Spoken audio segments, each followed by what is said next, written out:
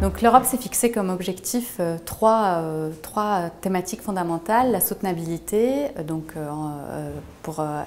dans l'objectif de développement durable, la concurrence et la sécurité d'approvisionnement. Et il est vrai que ces objectifs sont parfois contradictoires, génèrent parfois des effets contradictoires sur la politique européenne de l'énergie, dans la mesure où la sécurité d'approvisionnement nécessite des investissements supplémentaires parfois dans des infrastructures gazières notamment.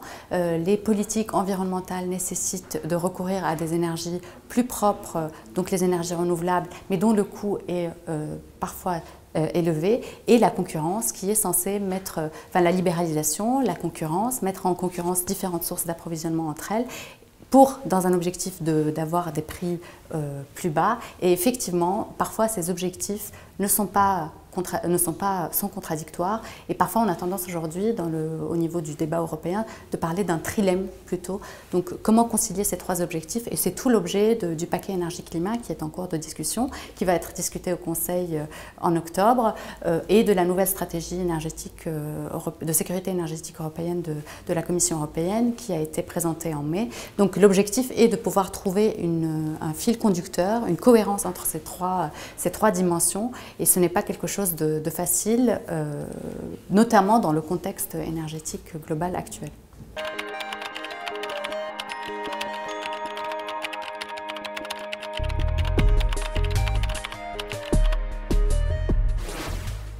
Alors oui, l'Afrique dispose de ressources d'hydrocarbures très importantes. L'Afrique de l'Est, il y a de nouvelles découvertes qui ont été réalisées récemment, au Mozambique, en Tanzanie. Donc de nouvelles ressources gazières vont arriver sur le marché. Ça va être un nouveau pays exportateur de gaz.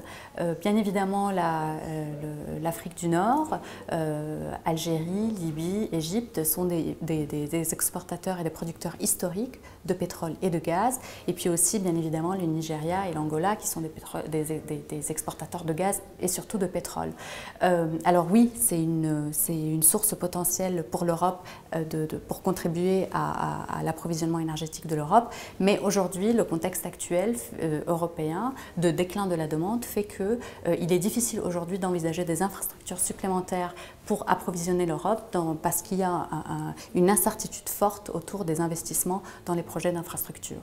Alors la possibilité, ça serait dans des terminaux GNL, et là, effectivement, les terminaux GNL européens existent, et ces pays-là pourront contribuer, bien évidemment, indirectement à l'approvisionnement de l'Union européenne. Donc oui, c'est une alternative, mais aujourd'hui, dans le contexte actuel, il faudrait trouver le bon équilibre, le bon moyen pour pouvoir faire bénéficier l'Europe de ces ressources.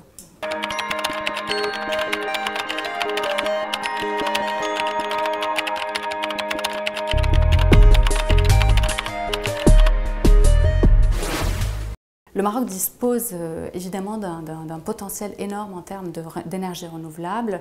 À mon sens, c'est là où il faudrait focaliser la coopération et la place du Maroc dans la coopération UE avec les pays de la Méditerranée. Effectivement, il y a des ressources pétrolières et gazières potentielles, il y a des projets d'exploration qui sont en cours, mais je pense que le vrai apport du Maroc serait de se focaliser sur ces projets-là pour générer un nouveau type de partenariat entre l'Union européenne et les pays de la Méditerranée, qui est plus focalisé sur des projets d'énergie renouvelable, où là il y a un bénéfice mutuel pour les deux parties, et pour le Maroc et pour l'Union européenne qui cherche désespérément à diversifier ses énergies. Et donc pour moi, c'est là le vrai terrain de coopération.